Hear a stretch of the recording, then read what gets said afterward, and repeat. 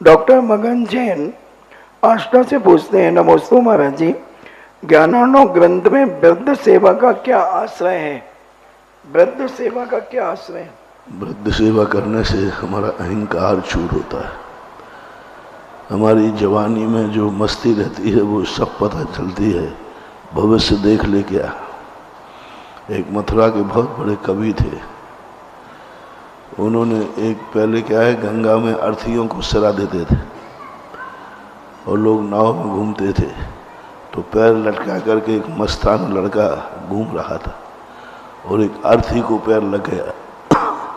तो अर्थी कहती है, ठोकर से मत मार पथिक, मुझ पर भी कभी जवानी थी।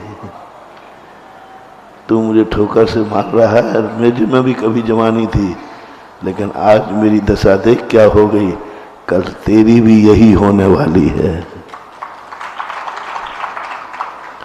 तो वृद्ध दशा की, वृद्धों की सेवा, वृद्धों के अनुभव में हमारी सारा भविष्य छुपा रहता है और उनको, उनके जो अनुभव होते हैं वो हमारी जिंदगी के लिए बहुत कार्यकारी।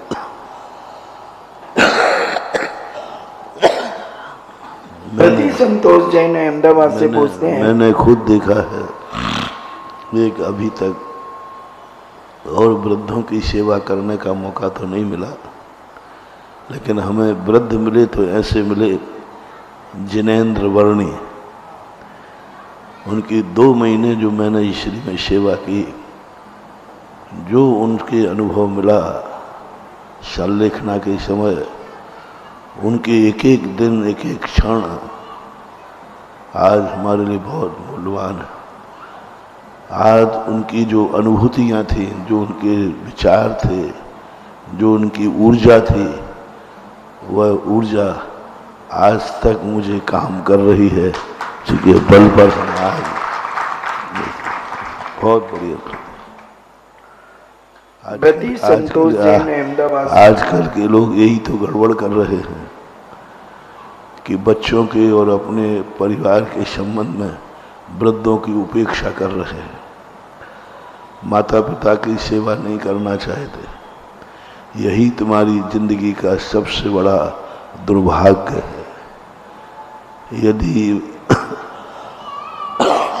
नीतिकारों ने लिखा कि यदि तुम्हारे घर में वृद्ध ना हो तो पड़ोसी के किसी दोस्त के मम्मी पापा की सेवा करो, लेकिन सेवा करो। किसी भी छोरे को जिंदगी में जब से होश संभालो, एक वृद्ध की सेवा मिलना चाहिए। सबसे अच्छे माँ बाप। आजकल की बहुएं जो हैं सासू की सेवा नहीं करना चाहती, पसंद ही नहीं करते। बहुत बड़ी भूल कर रहे हैं, बहुत बड़ी भूल।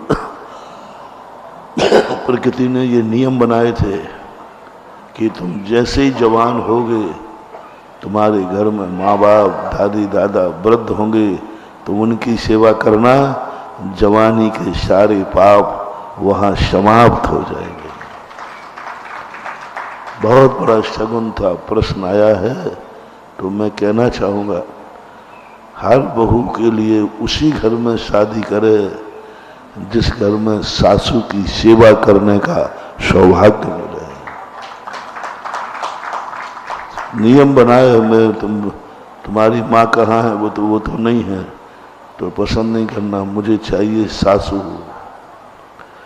क्योंकि मैं वृद्ध की सेवा करना चाहता हूँ।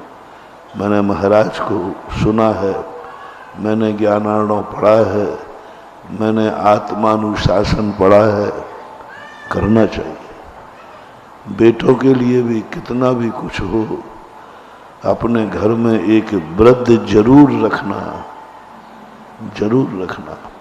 तुम्हारे घर में वृद्ध ना हो तो किसी किराए का लाकर वृद्ध रख लेना, लेकिन वृद्ध के बिना जवानी नहीं गुजरना चाहिए। हर जवान के पास एक वृद्ध होना चाहिए, यही सबसे बड़ी नीति है, शुभ है। चलिएगा, लाइव सेशन में आप सभी का स्वागत है अभिनंदन। और अभी यहाँ पर 11वें ग्रंथ की बात आई, आत्मानुशासन ग्रंथ की बात आई, और इस प्रश्न के माध्यम से